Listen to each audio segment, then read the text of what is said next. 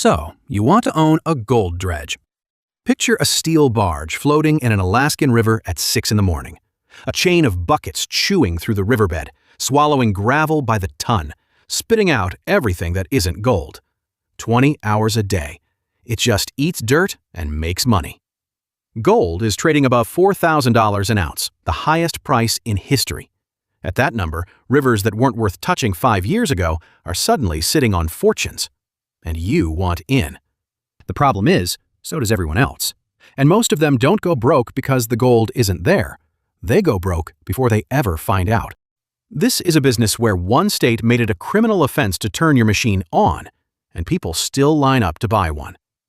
What it costs to get in the water, how the real money moves, and why the richest people in every gold rush never touch a pan. Getting into gold dredging costs anywhere from a weekend's paycheck to a second mortgage, and neither guarantees you'll find a single flake. The lowest tier is a suction dredge. Think of it as a heavy-duty underwater vacuum cleaner. A gas-powered pump sucks water, gravel, and hopefully gold up a hose and into a floating sluice box, where the heavy gold settles into riffles and the sand washes out. A basic motorized unit costs $2,500 to $5,000. Add a mining claim, which you register through the Bureau of Land Management under a law written in 1872 that still governs who can dig where on federal land, and you're looking at $274 in filing fees for 20 acres of riverbed. You carry the machine to the river on your back. You work alone, waist-deep in freezing water, moving rocks by hand. If the gold is there, you might pull half an ounce in a good week. At today's prices, that's $2,000. If the gold isn't there, you've spent a summer swimming in a glacier for free. The middle tier is a small commercial operation. A bigger dredge, 6-inch or 8-inch hose, industrial pump mounted on a proper platform. Equipment cost $30,000 to $50,000. Add the claim, permits, fuel, camping infrastructure, and transportation to a remote river, and your all-in startup is closer to $80,000. You bring a crew of 2 or 3. You run the dredge 12 hours a day for a 4-month summer season. Your output depends entirely on what's in the gravel beneath your feet. A productive site might yield an ounce a day. A bad one yields apologies. The top tier is a bucket line dredge, a floating factory. A continuous chain of steel buckets on a mechanical ladder digs into the riverbed, dumps material into a rotating drum, a trommel, to wash and sort it, drops the gold into sluice boxes, and stacks waste rock behind the machine on conveyor belts. These things are massive. Some weigh over 1,000 tons. Building or buying one costs hundreds of thousands to several $1,000,000. Transportation to a remote Alaskan or Yukon river can cost as much as the machine itself. Assembly takes months. Environmental permitting takes years. One of the most famous, Gold Dredge 8 in Fairbanks, Alaska, ran for 31 years and pulled over 7.5 million ounces of gold out of the Chattanooga River Valley. At today's prices, that's over $30 billion worth of metal from a single machine sitting in a river. But getting it in the water is just the beginning. There are 3 ways to make money with gold in a river: dig it, flip the right to dig it, or sell shovels to the people who think they can. The first way is the obvious one. You run the dredge and pull gold out of the ground. The formula is simple on paper. Cubic yards processed times gold content per yard times recovery efficiency. In practice, nothing about it is simple. Gold deposits are wildly uneven. You can process 100 yards of gravel and find nothing, then hit a crack in the bedrock holding an ounce in a single scoop. There's no drilling report that guarantees what's down there. There's no reserve estimate you can take to a bank. You're gambling on geology with a machine that burns fuel whether it finds gold or not. Small suction dredgers in a good season might recover 10 to 30 ounces. That's $40,000 to $120,000 gross, minus fuel, wear, and the value of 4 months of your life in a tent. Commercial crews with bigger equipment on proven ground can pull 100 ounces or more in a season, $500,000 gross. But the operating costs scale with the equipment: fuel, hoses, pump rebuilds. A dredge chews rocks all day, and rocks chew back. The machine is constantly destroying itself while it works. And here's the part that changes everything: gold price. The same riverbed that lost money at $1,200 an ounce in 2015 prints cash at $4,000 an ounce today. Nothing changed in the ground. The gold didn't multiply. The dredge didn't get more efficient. The only thing that moved was a number on a screen in London. And suddenly, dirt that was worthless is worth killing for. The second way is the flip. Under the 1872 mining law, any U.S. citizen can stake a placer mining claim, surface gold, the kind in river gravel, not locked in rock, on open Bureau of Land Management land. Same $274 filing fee. You walk into a river canyon, hammer in your corner posts, file the paperwork, and you now control the mineral rights to 20 acres of riverbed. You don't have to mine it, you just have to hold it. Now wait, gold goes from $2,000 to $4,000 over 3 years. A hobbyist who watched Gold Rush last weekend finds your claim listed on a mining forum. He's seen the show. He's done the math. His math, the optimistic kind. He offers you $25,000 for the claim. You spent $274 and a weekend. You've never touched a gram of gold. You just sold a dream. This is claim flipping, and it's a real active economy. Speculators stake dozens of claims during price dips, run basic soil samples or assay reports to dress them up, and sell them during booms to hobbyists and junior mining companies at 10 to 50 times what they paid. Some claims are genuinely promising. Many are not. The buyer inherits whatever is or isn't in the ground, plus any environmental liabilities, access disputes, and abandoned mine hazards left by the last century of people who tried. The third way is selling shovels. In every gold rush in history, 1849, 1898, today, the most reliable money flows not to the miners, but to the people who supply them.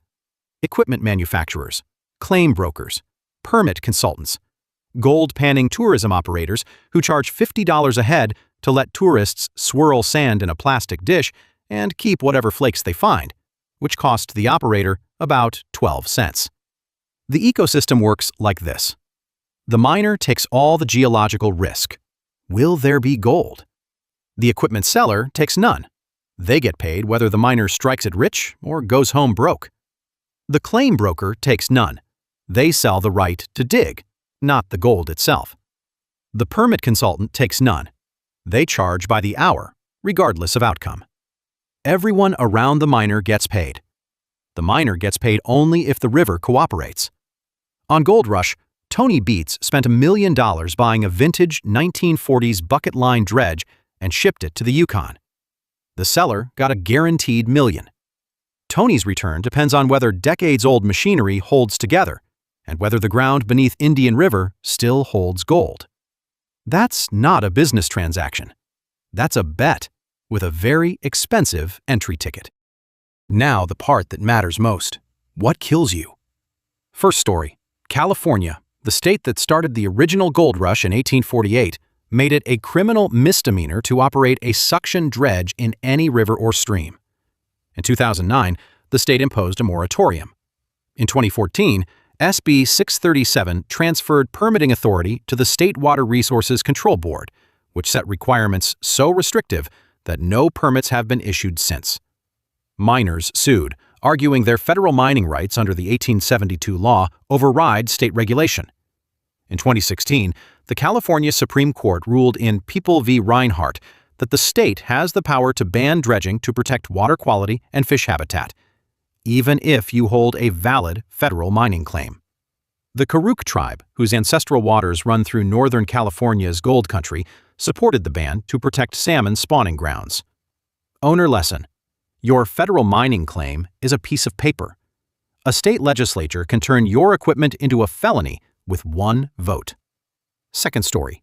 Tony Beets and the dredge gamble. Buying $1 million bucket line dredge was the headline. The real story was what came after.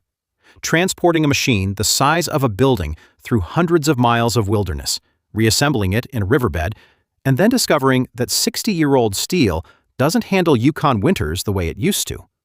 Mechanical failures, structural cracks, breakdowns that shut down operations for weeks while parts were fabricated or flown in. The dredge eventually ran, but the repair and rebuild costs rivaled the original purchase price. Owner lesson: the biggest risk in gold dredging isn't that there's no gold.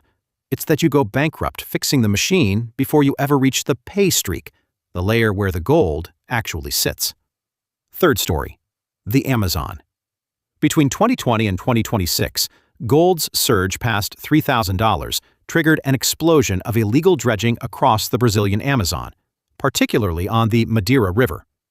Thousands of makeshift barges appeared, operated by garimpeiros who pumped mercury into the water to amalgamate gold, poisoning indigenous communities downstream.